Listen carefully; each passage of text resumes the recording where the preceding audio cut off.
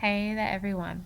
So I'm just going to give you a quick demonstration about some of the shenanigans that can happen now that anyone can register a .zip domain. And I want to let you know about this because there is the potential for scams, and I want to make sure that you stay safe out there. Okay, so what I'm going to do is I'm going to send myself a message in WhatsApp, and I'm going to send myself a zip file.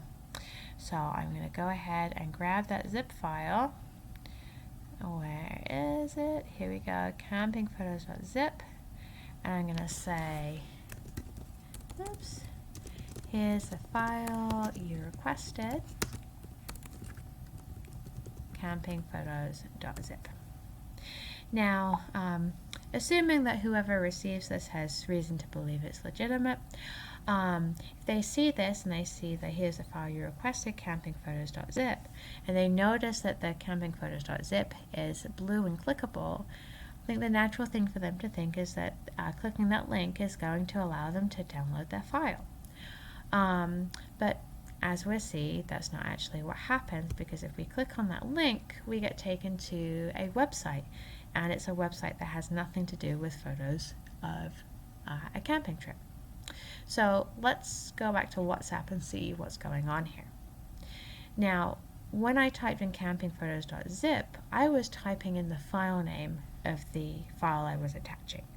But it's not just a file name now, because you can register .zip domains. Campingphotos.zip is also a valid URL.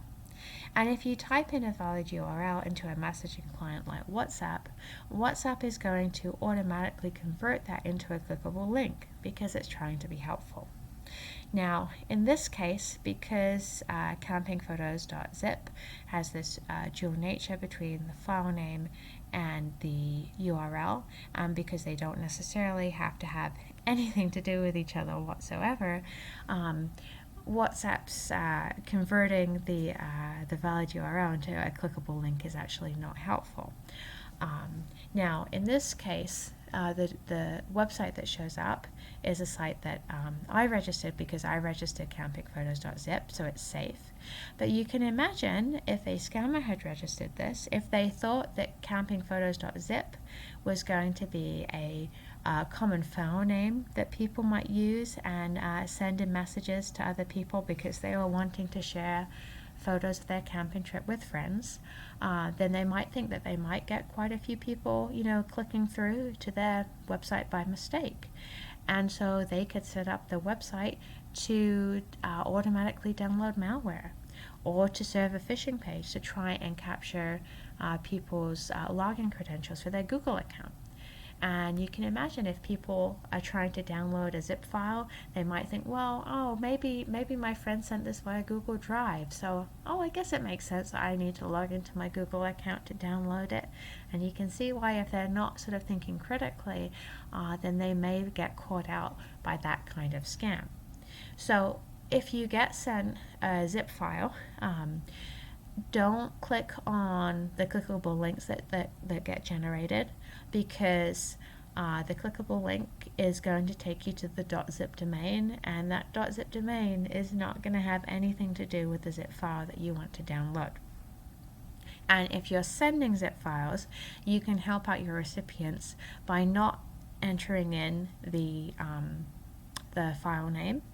Or if you really do want to include the file name, instead of doing something like campingphotos.zip, you can instead do campingphotos, and then you can put square brackets .zip, or campingphotos and just parentheses .zip, because as you can see, WhatsApp is not going to automatically generate a clickable link for these because they're not valid URLs.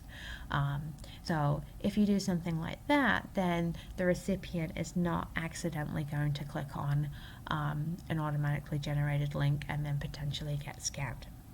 Alright, so now you know about the shenanigans that can happen because of the introduction of .zip domains. So hopefully you will avoid any scams and stay safe out there. Have a good day, everyone.